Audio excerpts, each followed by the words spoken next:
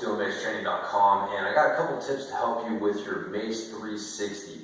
The Mace 360 is definitely one of the coolest, most dynamic moves that you can do with the steel mace. Probably one of those exercises that you saw that made you want to get into steel mace training, but it's definitely a move that you need to learn how to do properly. It's kind of like the kettlebell snatch, one of these cool moves that if you jump into too early, then it can really start to cause problems. And so we don't want that with the Mace 360.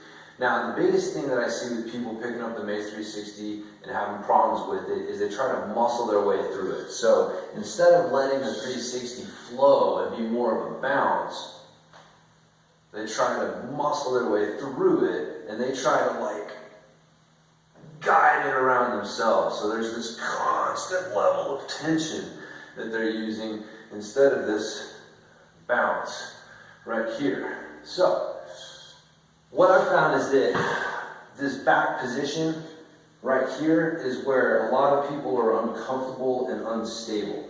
And so if you're not comfortable in this position here, then you're not going to be able to relax the way that you need to let the mace bounce out of this bottom position and come back to the start. So getting comfortable with this position is really important. So I'm going to give you a couple of tips to help you with that. The first one is to work on your pullover.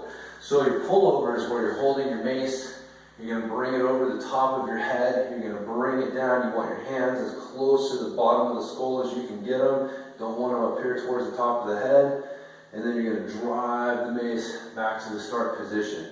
The important thing here is to focus on the elbows. Keep the elbows in tight, you don't want them flaring out. It's very important to keep them strong here so that the elbows can help pull the weight back over the top.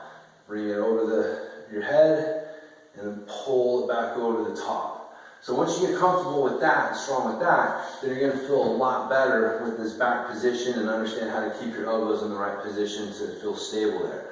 Once you get used to that, you can start adding in the pendulum. And the pendulum is where you're going to hold your weight starting in this back position, and we're just going to get it rocking back and forth like this. Again, you can look behind you and see if you can see it. But the important thing here is that there's no forward momentum. At no point does this start to come forward. You can see from the back here, it's just going side to side. I'm not trying to pull it around. As soon as I try to start pulling it around, it starts getting all crazy.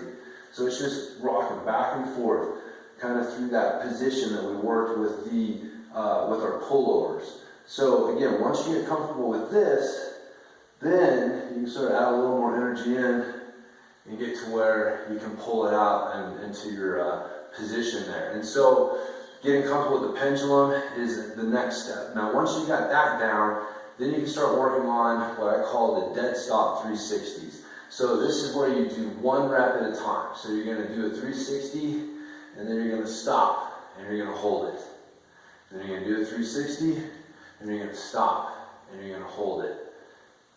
And so it's real important that you get comfortable with these dead stop ones, because if you go to the ones where you're just kind of moving through too quickly, then you don't get a chance to see if you're really strong and stable throughout the full range of motion. You should be able to catch the weight and hold it right where you need it to start the next rep. And if you find yourself having to adjust, then you're not quite maintaining good position through the movement. So get to where you're starting and stopping in a good position, and then you know you're ready to start moving to the ones where you're moving a little bit faster and you're going to do them properly. So anyways, those tips there will help you with your 360. Again, if you just start with the basic pullover, work in the pendulum, and then start working on those dead stop 360's, it'll help clean up your 360's and help you get more out of them, make sure that you don't injure yourself in the process, which is the most important thing, obviously. So anyways, hope this video helps you out. You can learn more about steel mace training at steelmacetraining.com. I've got a free manual there where you can get a 30-day workout to get you started with steel mace training.